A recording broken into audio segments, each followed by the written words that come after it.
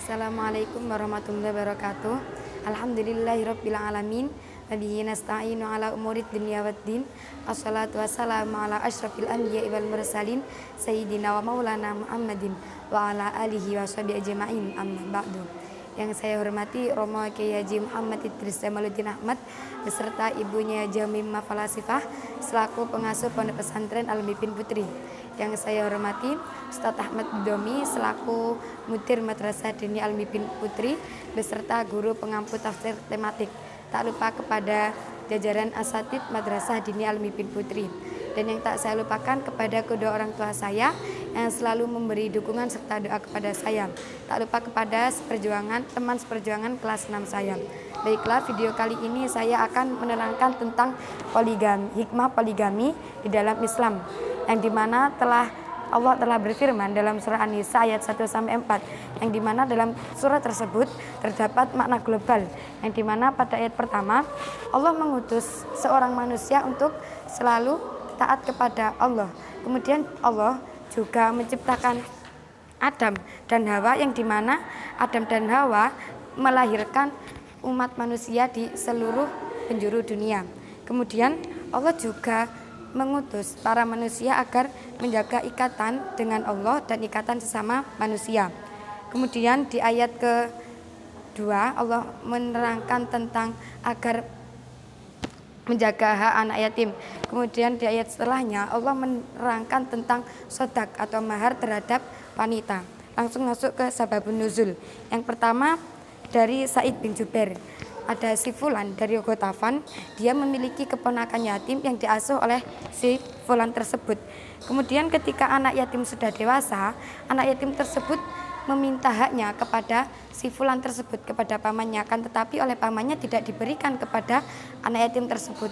Kemudian anak yatim tersebut mengadu kepada Rasulullah. Kemudian turunlah ayat wa'atul yatama amwalahum.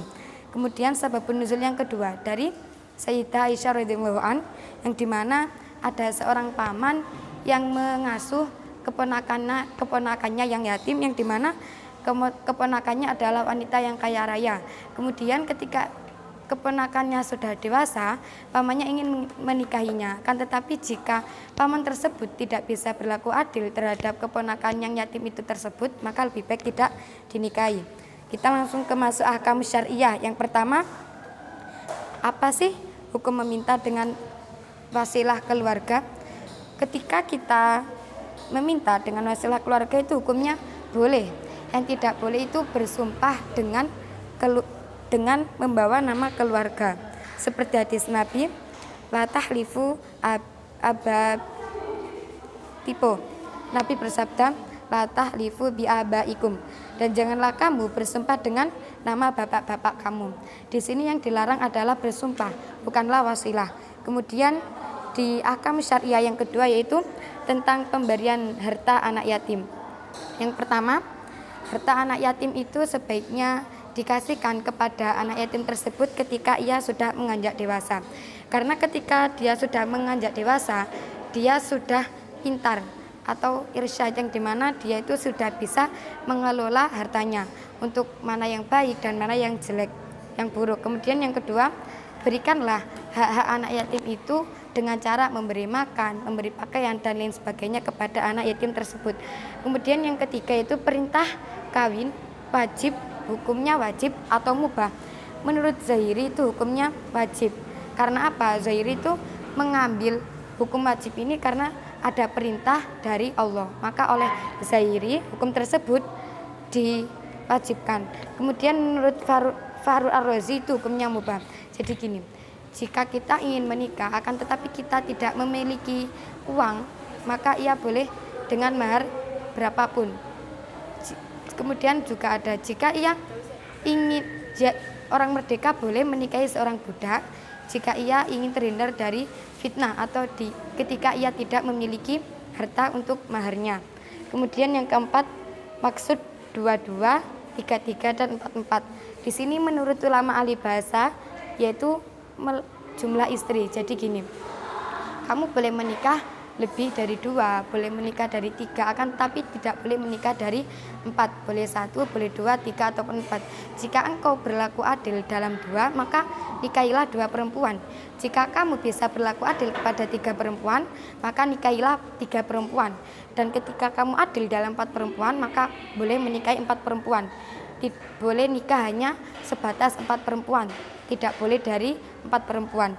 Kemudian menurut Az-Zamakhsyari, yaitu yang dimaksud 22, 33, dan 44 adalah pembagian, yaitu seorang laki-laki harus berlaku adil terhadap istrinya. Misal, jika istri pertama mendapatkan 200 dirham, maka istri kedua juga harus mendapatkan 200 dirham, begitu seterusnya.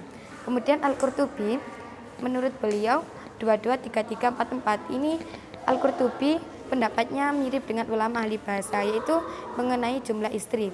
Jadi menurut Al-Qurtubi tidak boleh nikah lebih dari 4.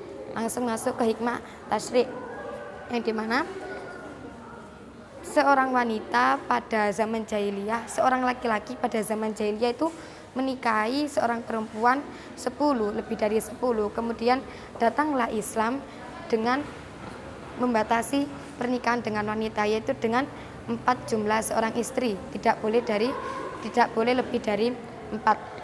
Kesimpulan dari pembahasan kali ini yaitu semua manusia itu diciptakan oleh Allah dari satu pasangan, yaitu Ibu Hawa dan Nabi Adam, yang dimana Nabi Adam dan Ibu Hawa melahirkan manusia di seluruh penjuru dunia. Kemudian juga ada yang membahas tentang poligami di dalamnya, yaitu seorang muslim boleh menikahi lebih dari 1, 2, ataupun lebih dari 3 dengan batasan hanya 4 istri, tidak boleh lebih dari 4 istri. Jika lebih dari 4 istri, maka seperti orang jahiliyah dong, yang dimana orang jahiliyah itu menikahi perempuan lebih dari 4. Kemudian kok bisa Nabi Muhammad boleh menikah dengan 11 istri? Ya karena itu hanya berlaku pada Nabi Muhammad. Untuk umatnya Nabi Muhammad itu hanya 4 istri, tidak boleh lebih. Kemudian ketika kita punya keponakan yatim yang dimana dia sudah balik atau sudah pintar, maka kita harus memberikan haknya kepada keponakan yatim tersebut, tidak boleh kita ambil. Kemudian juga ada pendapat lain, jika memberikan hak anak yatim itu dengan cara memberi makanan dan memberi pakaian. Sekian video kali ini. Wassalamualaikum warahmatullahi wabarakatuh.